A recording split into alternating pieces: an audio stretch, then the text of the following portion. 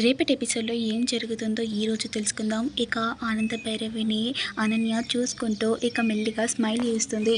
Madam, మీరు అనన్య మీదకి ఎవరైనా కొట్టినా తిట్టినా తను మళ్ళీ కేసు పెడితే మాత్రం వేరే వార్నింగ్ ఉంటుంది. మీరు తను కేసు పెడితే మీరు వెళ్ళి జైల్లో కూర్చుంటారు. మర్యాదగా తనను ఏమనకుండా చూసుకోవండి. మళ్ళీ ఇలాంటి గొడవలు పడకండి అనుకుంటూ ఇక వెంటనే లాయర్ వెళ్ళిపోతూ ఉంటాడు. ఇక అందరు కలిసిగా రూమ్లోకి వెళ్తాడు.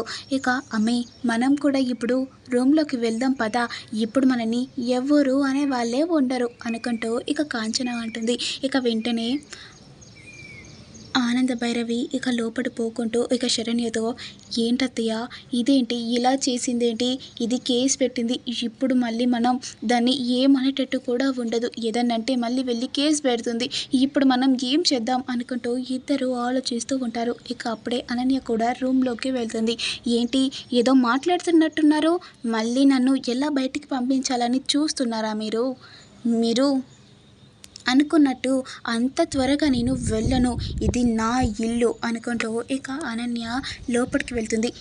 సిగ్గు లేకుండా బయటికి గెంటేసినా కూడా మళ్ళీ లోపలికి వచ్చింది, అంతేకాకుండా మళ్ళీ నా ఇల్లు అని మాట్లాడుతుంది. దీంతో బతికేనా అనుకుంటూ ఆనంద భైరవి శరణ్యతో అంటుంది. అత్తయ్య, మనం దీన్ని ఇలా కాకుండా మంచి ఆధారాలతోటి దాన్ని బయటికి పంపించాలి. పిచ్చి పిచ్చి నాటకాలు ఆడుకుంటూ ఈ ఇంట్లోనే ఉంటుంది, ఇది పోవాలంటే ఏం చేయాలి అనుకుంటూ ఇక ఆలోచిస్తూ ఉంటుంది శరణ్య. అనన్య ఆనంద భైరవి దగ్గరికి వచ్చి, ఏంటి ఆనంద భైరవి, నువ్వు ఈ ఇంట్లో సంతోషంగా ఒక్కదానివే ఉందామని అనుకున్నావా? ఇది నా ఇల్లు, ఇది ఆనంద భైరవి ఇల్లు కాదు, అనన్య నిలయం అని ఉంటుంది కొద్ది రోజుల్లో అనుకుంటూ చెప్పగానే, ఒసై నువ్వు ఏం మాట్లాడుతున్నావు, ఇంతసేపు ఏం తెలియనట్టు నాటకమాడవు, ఇప్పుడు నీ నిజ రూపం చూపిస్తున్నావా నా దగ్గర? నువ్వు ఏం చేసినా ఇది నీ సొంతం కాదు, ఇదంతా మాది. ఈ ఉమ్మడి కుటుంబంలో నువ్వు అడుగుపెట్టి ఈ ఉమ్మడి కుటుంబంని నాశనం చేస్తున్నావు. నిన్ను ఎప్పటికైనా ఈ ఇంట్లో నుంచి పంపిస్తాను. ఏంటి పంపిస్తావా? ఇంకా 5 రోజులుంది, ఆ 5 రోజుల్లో నిన్ను ఎలా పంపిస్తానో నువ్వు కూడా చూస్తూలే అనుకుంటూ అనన్య ఇక రూమ్లోకి వెళ్తుంది.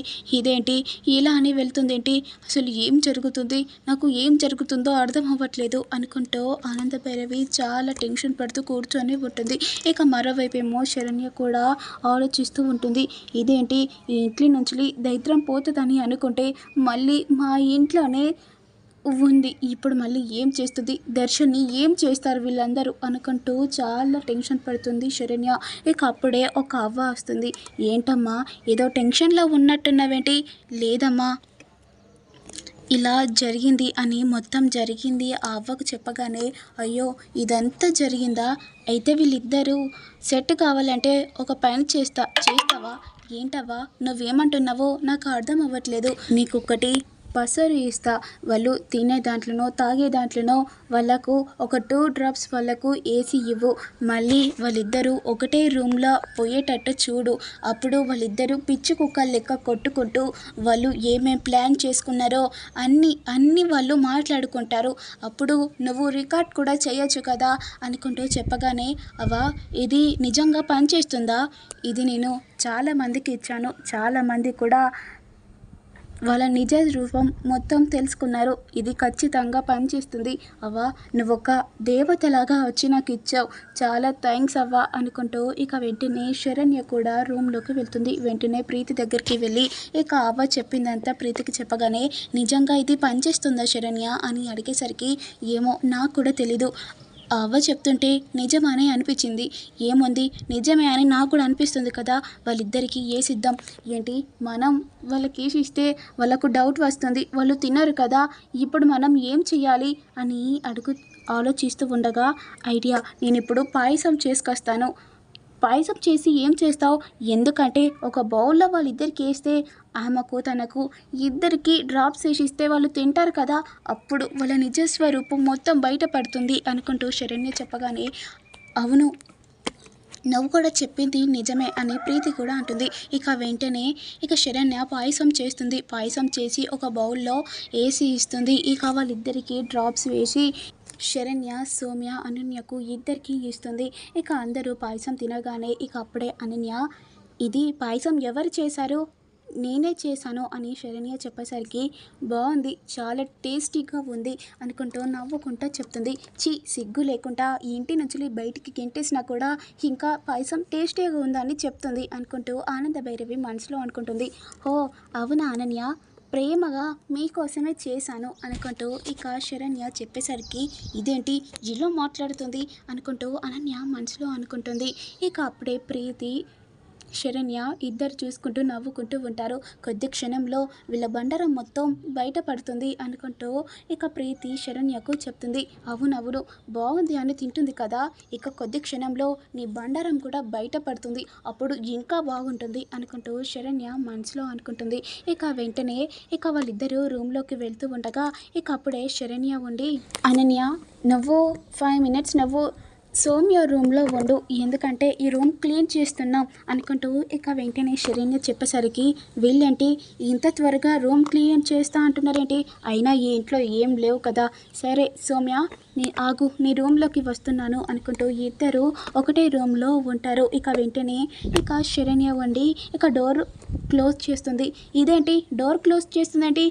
ఏ శరణ్య, ఎందుకు డోర్ క్లోజ్ చేస్తున్నావు? అంటే డస్ట్ పడుతుంది కదా, అందుకే క్లోజ్ చేశాను అని ఇక చెప్పేసరికి, సర్లే అని ఇద్దరు కూర్చొని ఉంటారు. ఇక అప్పుడే సౌమ్య వెళ్ళి బెడ్ మీద కూర్చుంటుంది. ఏ సౌమ్య, నువ్వేంటి నా బెడ్లో ఎందుకు కూర్చున్నావు? లే అని చెప్పేసరికి, ఒసై నేనెందుకు లేస్తానే, ఇది నీ బెడ్ అయితే నేను కూర్చోకూడదా, ఇది నా బెడ్ అనుకుంటూ ఇద్దరు గొడవ పడుకుంటూ ఉంటారు.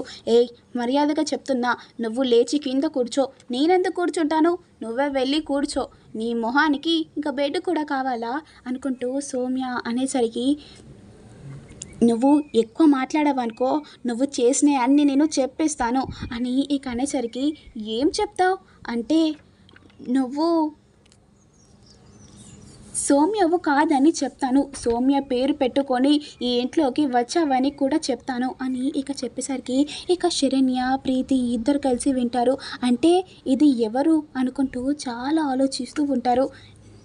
నీ చేసిన కుట్రాలు అన్నీ వీళ్ళందరికీ చెప్తాను, మర్యాదగా లే అని చెప్పేసరికి, అంటే నాయే చెప్తావా, నువ్వు చేసినవి కూడా అన్నీ చెప్తాను, నువ్వు చేసిన కుట్రలన్నీ నాకు తెలియవనుకుంటావా, నువ్వు చేసిన కుట్రలు చెప్తే ఈ ఇంట్లో ఉండనివ్వను కూడా ఉండనివ్వరు, ఇంకా సిగ్గు లేకుండా బయటికి గెంటేసినా కూడా మళ్ళీ రూమ్లోకి వచ్చావు కదా, ఇంతైనా సిగ్గు లేదా నీకు అనుకుంటూ సౌమ్య చెప్పగానే, మర్యాదగా మాట్లాడు, ఇంకో 5 రోజుల్లో నేను ఆ ఆనంద భైరవని బయటికి గెంటేస్తాను అనుకుంటూ మాట్లాడగానే, ఛీ నీకు ఇంకా మొహం కూడా లేదు, నువ్వు దాన్ని పంపించడం కాదు, దానికంటే ముందు నువ్వే వెళ్ళిపోతావు అనుకుంటూ ఇద్దరు చాలా కొట్టుకుంటూ ఉంటారు. నీకైతే ఇలా కాదే అనుకుంటూ ఇద్దరు ఇక శరణ్య, ప్రీతి ఇద్దరు కర్రలు ఇస్త్రేయగానే ఇక ఇద్దరు కర్రలు చూసి ఇక ఇద్దరు చాలా కొట్టుకుంటూ ఉంటారు. ఇక కొట్టుకుంటూ ఉండగా ఇక వాళ్ళు చేసినవి అన్నీ బయటికి చెప్పిస్తూ ఉంటాడు.